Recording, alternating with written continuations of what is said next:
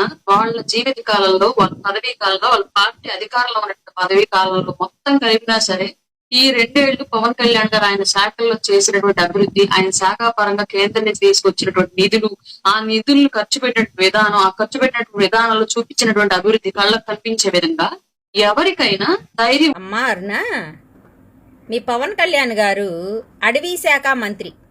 ఈ విషయాన్ని నువ్వు మర్చిపోతున్నట్లున్నావు.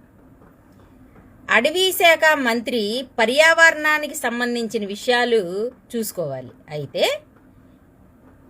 ఎక్కడో అడానీ కంపెనీ వాళ్ళు వచ్చి మన ఏపీలో ఉన్నటువంటి అడవుల్లో లేదంటే ఆ గ్రామాల్లో సర్వేలు మొదలుపెట్టి చేస్తూ ఉన్నారు. ఇంధనం స్టోరేజ్లు చేయడానికి ఎక్కడ పడితే అక్కడ తవ్వుకొని ఇది చేస్తూ ఉన్నారు.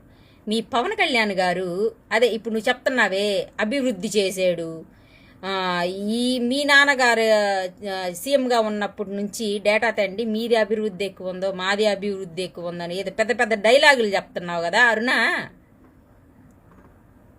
ఆయన పవన్ కళ్యాణ్ గారు పోయి తెలంగాణలో కూర్చుంటాడు. ఆయన సినిమాలు చేసుకుంటూ ప్రీ రిలీజులు చేసుకుంటూ వాళ్ళ అన్న కొడుకు సినిమాలకి ప్రీ రిలీజులు చేసుకుంటా కూర్చుంటాడు. ఇక్కడ చేయాల్సింది పక్కన పెట్టి అవి చేసుకుంటాడు. నువ్వేమో అభివృద్ధి పీక్స్ లెవెల్లో ఉందని చెప్పి నువ్వు చెప్తా ఉంటావు. అడానీ కంపెనీ ఎక్కడోళ్ళు ఇక్కడ వచ్చి చేసుకుంటున్నారు.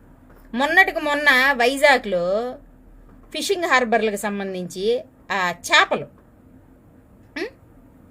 ఎన్ని టన్నులు చేపలు చనిపోవడం జరిగింది.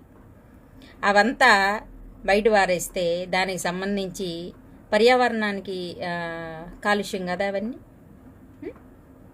అవి నువ్వు మాట్లాడవు. మా సారు అది చేసాడు, ఇది చేసాడు, తోపు చేసాడు, డెబిట్కి రండి, కూర్చోండి, గొడవలు పెట్టుకోండి. ఎంతసేపటికి మీకు గొడవలు కావాలి. రాష్ట్ర పాలన, రాష్ట్ర అభివృద్ధి మీకు వద్దు. మీ భజన కాలక్షేపం మీకు కావాలి.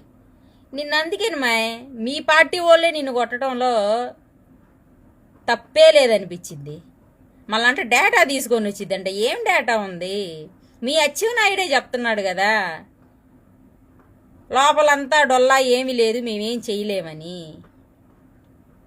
మీ నాయకులేమో అది చెప్తారు, నువ్వేమో వచ్చి మా సార్ అభివృద్ధి చేసాడు పీక్స్ లెవెల్లో ఉందని చెప్తావు. నువ్వు అందరూ కలిసి ఒక మాట మీద నిలబడి ఒకటి చెప్పుకోండి.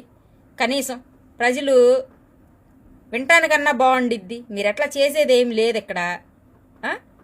అది చేయండి ఇక నుంచి. ఎందుకు ఇదంతా? జై జగన్.